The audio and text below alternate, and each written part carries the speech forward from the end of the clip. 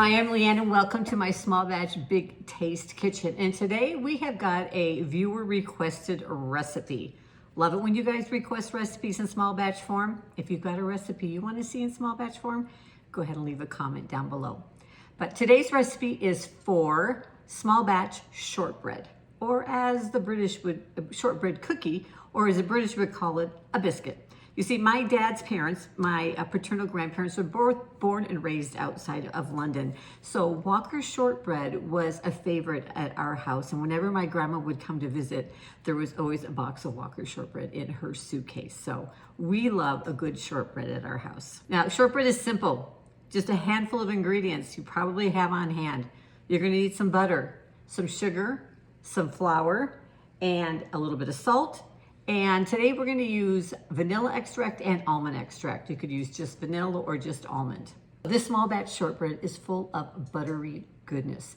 It is crisp on the outside and it has a nice softer chew on the inside. It is a perfect cookie to dip in some tea or coffee like the British like to do, or just to eat it all on its own.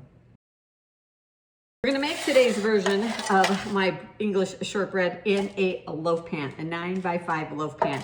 And I have lined it with a piece of parchment paper. Now, if you have not seen my video where I show you how to cut the parchment paper like this, you can find it up there. But it makes it so easy just to lift that shortbread right out of the pan. If you don't have parchment paper, you can always spray with a nonstick cooking spray. All right, for our shortbread, we're gonna use a food processor. Now, if you don't have a food processor, you can do this with a hand mixer. But let me tell you, a food processor makes it so easy. All right, we're gonna take our butter. This is a half of a cup of butter, and it is salted butter, and you also want it cold, all right? So I just, right out of the fridge, just cubed it up. We're gonna add in a cup of all-purpose flour, a third of a cup of granulated sugar, a fourth of a teaspoon of salt, and then we're gonna add in our extract. I am gonna use a half of a teaspoon of vanilla. Like I said, you can use all vanilla if you want. And if you know me, I don't measure too accurately. And then about an eighth of a teaspoon or so of almond. All right, now we're gonna put our lid on, and then we're gonna just pulse until that dough starts to form and come together. All right, so it's almost there. We're getting there. We're gonna go ahead and put it on and pulse it a few more times. So it really starts to form clumps down there by the blades. All right. One more for good measure. There we go. Okay, now we're gonna take our parchment lined loaf pan. Take the blade out of here. And we want to pop that dough right in to the bottom of our loaf pan and go ahead and just push it down into an even layer. And here's a little trick for you to get it flat on the top. Take a measuring cup and just use it to push down on. It helps get it a little more even, a little flatter. All right, now we're gonna do what's called scoring the shortbread. Now you can do it directly in the pan, but I'm gonna pull it out to make it a little bit easier for you to see. And to score, we're gonna take a knife and we're gonna kind of cut through, but not all the way through the dough, just making lines in it where we're gonna eventually cut the shortbread. So for me, I'm gonna make this, you can make this into 4 pieces, you can make it into 6 pieces.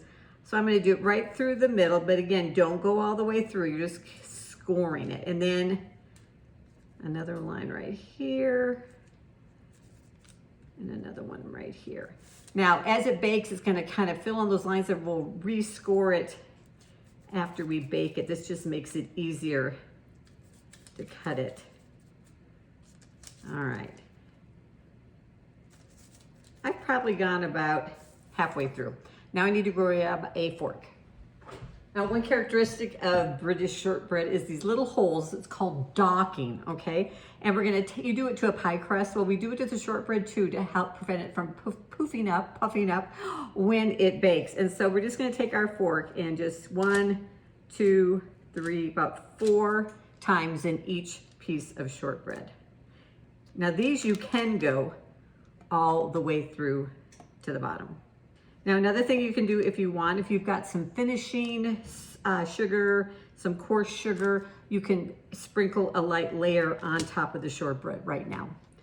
I'm gonna just leave that part off this time.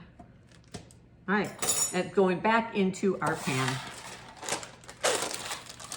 All right, we're gonna bake it in a 350 Fahrenheit oven for about 20 minutes, or it starts to turn nice and lightly golden brown. But after it comes out of the oven, it's nice and golden brown around the edges. Take your fork and re-dock or push into those places where you poked it with a fork before.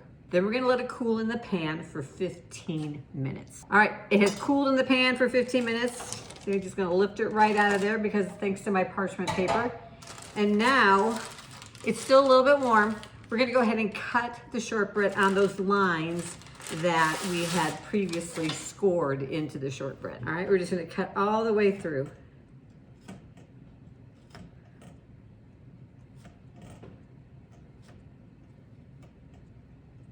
All right, now we're gonna go ahead and let it cool completely. Or I love the simplicity of a buttery shortbread. Just a few simple ingredients, tastes like butter, melts in your mouth.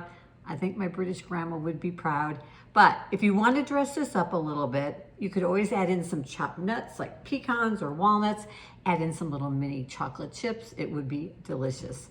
Well, thanks for joining me in the kitchen today. Please make sure you check out my other small batch videos here on YouTube, and I'll see you in the next video.